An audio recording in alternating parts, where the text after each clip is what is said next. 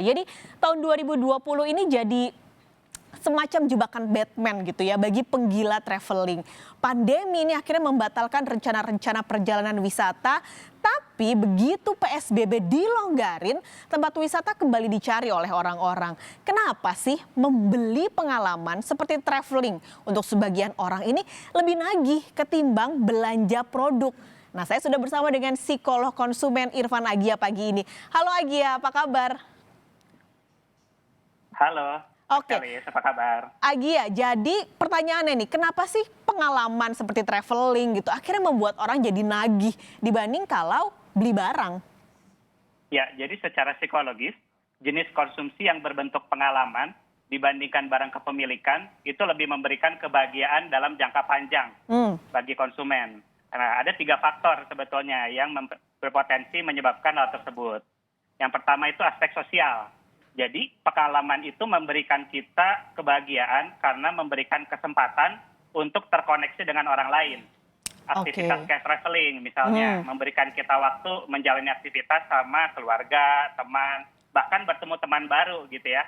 Karena pada dasarnya kita adalah makhluk sosial. Nah, aspek kedua adalah jati diri.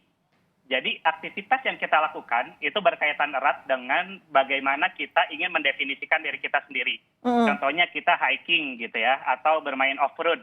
Kita mencoba menemukan jati diri dan mendefinisikan diri kita sebagai seseorang yang adventurous misalnya, independen, seperti itu. Nah, aspek terakhir yang ketiga ini sebetulnya yang paling powerful ya, yaitu aspek ingatan atau memori gitu ya. Jadi experience atau pengalaman itu memberikan kita cerita yang berkesan dan akhirnya bisa kita kenang dan dibagikan bertahun-tahun setelahnya gitu. Jadi kalau ke depannya misalnya kita mengalami stres, hopeless gitu ya, hilang kepercayaan diri. Nah, nostalgia mengenai pengalaman-pengalaman kita ini akan membantu kita mengurangi stres tersebut gitu ya dan menciptakan emosi positif. Nah, karena sebenarnya kalau kita udah tua gitu ya, yang bisa banyak kita lakukan kan sharing pengalaman gitu ya, memoris kita. Jadi semakin banyak pengalaman semakin bagus.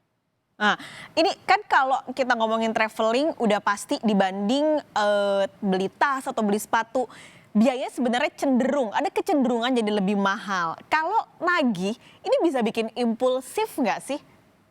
Ya, jadi impulsif ini biasanya terjadi untuk pembelian barang konsumsi ya, karena pada umumnya pembelian barang itu lebih rentan dipengaruhi oleh pembelian emosional gitu dan bersifat short term. Nah, sedangkan pembelian pengalaman seperti traveling misalnya, itu membutuhkan planning gitu. Jadi sebetulnya kalau disebut bahaya atau tidak, itu bergantung kepada prioritas. Jadi contoh misalnya, kita lebih sering membeli pengalaman untuk ikut seminar, kelas-kelas online, untuk meningkatkan skill, dibandingkan membeli barang-barang konsumsi. Itu kan juga bagus sebetulnya. Tapi ada contoh lain, misalnya kita nabung beli rumah gitu ya, itu kan bentuknya benda gitu ya, mengorbankan pengalaman gak banyak liburan gitu ya, tapi prioritasnya dapat gitu, investasi membeli rumah. Jadi ini sangat bergantung dengan prioritas dan juga kondisi finansial seseorang.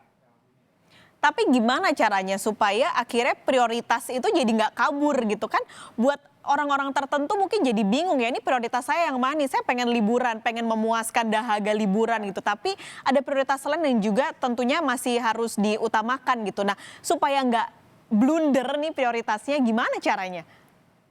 Nah, jadi prioritas ini juga sangat bergantung dengan kelas sosial kita juga gitu ya, financial condition. Jadi sebetulnya kuncinya adalah kita spending secara responsibel, bertanggung jawab gitu ya.